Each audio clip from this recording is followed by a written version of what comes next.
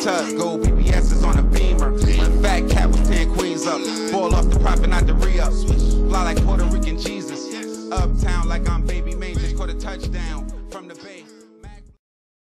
And right now, no question, Dontae Morris is the most wanted man in the state. His face is on digital billboards here and in Orlando and Miami. There's a $75,000 reward now for information leading to his arrest.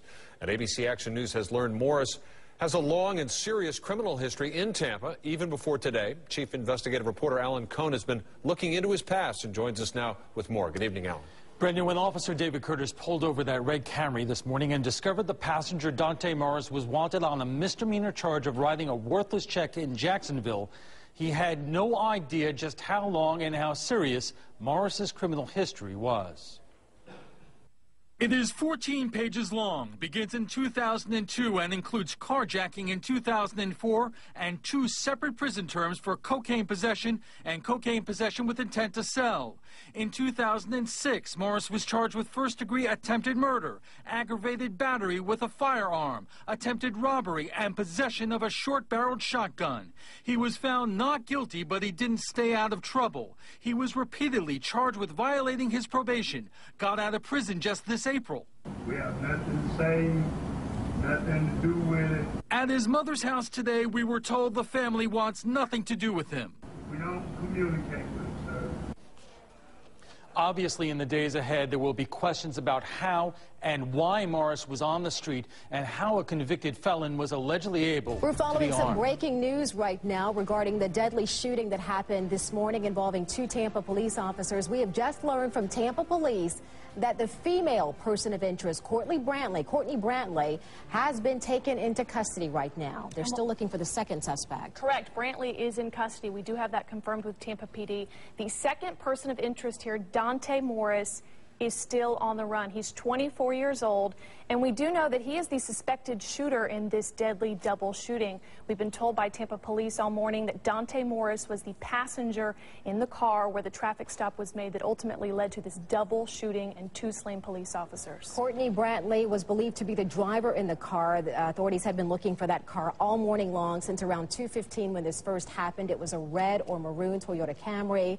There was a lot of police activity, a lot of police presence right now in Bristol Bay Apartments off 50th Street south of Palm River Road. We weren't sure exactly what was going on there, but we got word that there was possibly maybe these people were there, maybe they were looking for a car there. Carrie Kavanaugh is in that area. We're going to check in with her momentarily to get a little bit more information about the, we're not going to say arrest, the fact that Courtney Brantley has been taken into custody. Again, these are persons of interest, not suspects. But again, Courtney Brantley, the driver of that car this morning, and we're going to get right back to that with Carrie Kavanaugh again, too. She is live near that area where apparently Courtney Brantley has been taken into custody.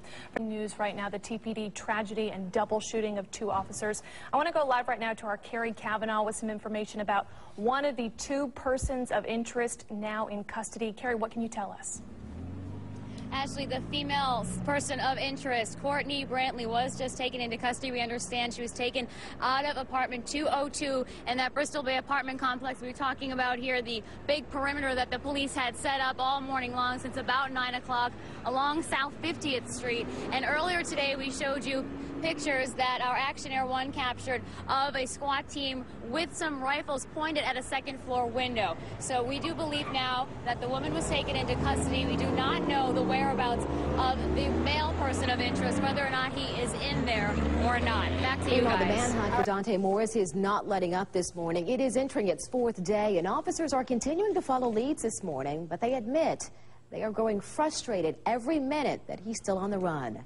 Our live team coverage continues now with Don Gourmet. He's live at the command post in Tampa this morning. Don, those officers have to be exhausted physically and emotionally, but they are determined to find him. They are indeed not giving up, Dia, and just a few seconds ago, take a look back there, they pulled in one more armored vehicle. You can see a police officer walking right by it. Let's pan over here and we'll show you more of the command center. You can see how activity is starting to heat up. It's sort of a shift change right here at the command post. They do that at dawn every day when the overnight crews start to leave and the daylight crews come in to start to look for this man. We have told you that we believe Dontae Morris is still in the Tampa Bay area. That doesn't mean the search is not going nationwide. It is going nationwide. We can tell because, well, you just look at the FBI's homepage. When you go to the FBI's webpage and punch on the most wanted, it comes up Dontae Morris, the first person on the list. Tampa police and Hillsborough County Sheriff's deputies continue their search overnight for the man suspected of killing 2 Tampa police officers. They were in an apartment complex searching for a while. They did not find him, obviously. Although the search is nationwide, police still believe Dontae Morris is somewhere in the Tampa area. That's why they still have a huge police presence on the streets of East Tampa. They are hoping somebody will want that $100,000 reward and turn Dontae Morris in. How badly do police want this guy? Well, we're told Sheriff David G. actually left the command post yesterday and last night, put a machine gun in the front seat of his squad car, and went looking for the suspect himself, talking to CIs, confidential informants he had when he was on the street years ago, hoping to track this guy down. Live at the command center, Don Gramez, ABC The man Action accused News. of killing 4 people, including 2 Tampa police officers, is reportedly causing trouble now in jail. Don Gramez shows us how Dontae Morris is being punished. In the midst of that cluster of detention deputies is suspected police officer killer Dontae Morris. They are strapping him in a restraint chair for 3 hours of timeout after Morris allegedly got way out of line with a female deputy. Yeah, he exposed himself to her, and you know, it was obvious it was intentional. He was told to cease. He failed to do so. He continued to do so and continued to disobey their instructions to stop. Morris had been in jail 8 days since his arrest for the murders of 2 police officers. He was also charged with 2 other murders and had just come back from court. Deputies say he started misbehaving by exposing himself in a lewd way and then allegedly mutilated himself, pulling out his own toenail. He had a general sense of that, you know, it was basically like, you know, what can you do to me? This is what deputies did to him. They demonstrated to us how this restraint chair works. It completely immobilizes an unruly inmate with a combination of chains, handcuffs, and straps. Very safe to say it's not comfortable. And the bigger you are, the worse it hurts. We wanted to ask Dontae what he thought of sitting time out. We're told he's refusing all requests for interviews, and this attorney did not return a phone call. If you judge from Dontae Morris's behavior, the chair was indeed an effective tool. The detention deputies say he hasn't acted up once in the 4 days since he spent some time there. At the Orient Road Jail, Don Gramez, ABC Action News. Surely must be every law enforcement officer's worst nightmare. A vicious, brutal, determined killer. You just heard part of the opening statements from one of the Bay Area's most highly anticipated trials in recent memory. More than 3 years ago, this was the scene on the streets of Tampa as a manhunt for a police killer stretched into days. Dontae Morris is the man accused of killing officers David Curtis and Jeffrey Kokab during a traffic stop in June of 2010. And you're looking at the scene now today. This is it here. Security tightened around the courthouse early this morning for the man authorities say has nothing to lose. Morris is already serving life in prison after being convicted earlier this year in the murder of a Tampa man. He is now facing the possibility of the death penalty. Our Carson Chambers joins us live outside the courthouse in downtown Tampa with the very latest. Carson? Well, Dan, the sheriff's office tells me that security is very, very tight, and you can feel and see that as you walk through the hallways here at the courthouse. There are extra bailiffs on duty. Inside the courtroom, it was just packed. There was a line of people waiting to get in to fill those seats, but the chief of police has instructed police officers not to wear their uniforms unless they're going to take the stand. And that same evidence will tell you that that vicious, cold-blooded killer is sitting in this courtroom today. He's sitting right over here. Dontae R. Morris. In the blink of an eye, during a 2010 police traffic stop, This defendant pulls a firearm, apparently almost out of nowhere, it appears in the video, comes up over his shoulder and shoot so quickly. State prosecutors say 2 gunshots almost sounded like one. Defendant Dontae Morris fired them so rapidly. One for each Tampa police officer, Jeff Kokab and Dave Curtis, who had pulled him over to arrest him on a warrant. That's the way he planned it. That's the way he premeditated it. That's the way that he decided to commit these murders. Kokab and Curtis were so caught off guard, the state told jurors neither had a chance to fight back, leaving both officers with devastating gunshot wounds to their heads. Tampa police officer Stephen Roy's eyes gave him away on the stand. You could tell he was seeing their bodies in a pile on the ground all over again in his head. When I arrived, I parked on the median. I was crossing the street, and I looked over, and I could see them. Prosecutors say Morris tripped over the officers as he ran away from the murder scene on 50th Street. Widow Kelly Curtis identified her husband's notepad, found in his cruiser that night with Morris's name written on it. Do you recognize the handwriting on that notebook? It's his handwriting. That's Officer David Curtis's handwriting. Yes, it is. And that notepad is a key piece of evidence. It was found inside David Curtis's cruiser. It had Dontae Morris's name written on it, and Tampa police say gave them the tip-off to know who exactly they were looking for during that manhunt. Now, the defense gave brief opening statements today. They're up against a mountain of evidence, including surveillance dash cam video that shows the actual shootings, and jurors may actually see that this afternoon. Now, you can watch the trial online at abcactionnews.com, and you can also follow me on Twitter at Carson Chambers for up-to-the-minute updates. Live in Tampa, I'm Carson Chambers. Who's been covering this trial since the very beginning. Carson. Well, Jamison, jurors only deliberated in the penalty phase for about 45 minutes before they came back with that recommendation, 12-0. For the death penalty for Dontae Morris. And just moments after that, Chief Jane Castor tells me that if there is any case where the death penalty is appropriate, this is it. Everything about my life as I knew it, 10 years of marriage, 4 kids, and a happy home, changed on the night of June 29, 2010. I was ripped from my sleep with a knock on the door. 2 wives, 1 heartbreak. He was my husband, soulmate, best friend, and the one person I could pour my heart out to. We were both right where we wanted to be in life. We had been married 10 years. Kelly Curtis and Sarah Kokab both wore a veil of sadness as they struggled to explain their loss. I can't put into words the feelings that raced through me when I found out that Jeff was murdered. Sarah has never publicly spoken about her husband, Officer Jeff Kokab's murder. She's also never opened up about their baby girl, Lily, who made the heartbreak of losing Jeff even worse. Lily was delivered stillborn, and so almost a month after burying my husband, I buried our baby. But the sadness didn't stop with the victims' families. Dontae Morris's aunt wept. I just can't, I can't fathom him being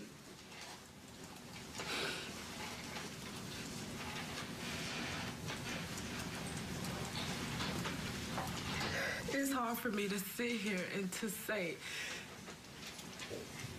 I believe this. Today, jurors found out for the first time Morris is already a convicted murderer. 30 days before the murders of Officer Jeff Kokab and David Curtis, this defendant murdered another human being. 2 widows, 1 pain. Even jurors tasked with life or death can't south. I have no doubt that Jeff is in heaven right now. Every day I wish that I could go back and erase what happened that night so we could have our happy little family again. And although this was the juror's recommendation, the judge makes the final call on January 10th in a Spencer hearing. The law does say he will have to follow what their recommendation is strongly. So it is likely more than 90% of the time that he will also hand down the death penalty. Also, we have reaction from Corporal Mike Roberts' widow, Cindy Roberts. Shortly after that recommendation was handed down, you're going to hear what she has to say tonight at 6 o'clock. Live in Tampa, I'm Carson Chambers, ABC Action News. Yo. We back. It's your boy Popalot with this mob shit. What up, though? We headed down to Florida, Tampa Bay with it. All my niggas from Tampa, y'all niggas get in the comment box, let it be known. Real shit. we about to cover some wild shit, y'all. Now, the subject that we gonna be covering, before I tell you his name, I'll tell you a little bit about him. He was born August 24th, 1985, to a 16-year-old mother. Less than a year after he was born, his mother's mother forced his mother to put his father on child support. So, in July of 1986, his father, a month shy of his 19th birthday, he acknowledged that he was the father and he was going to pay child support to support the kid, $25 a week. But the thing about that is the payments didn't continue, and on November 14th, 1987, shortly after being arrested on cocaine charges, his father was accidentally shot while doing crack.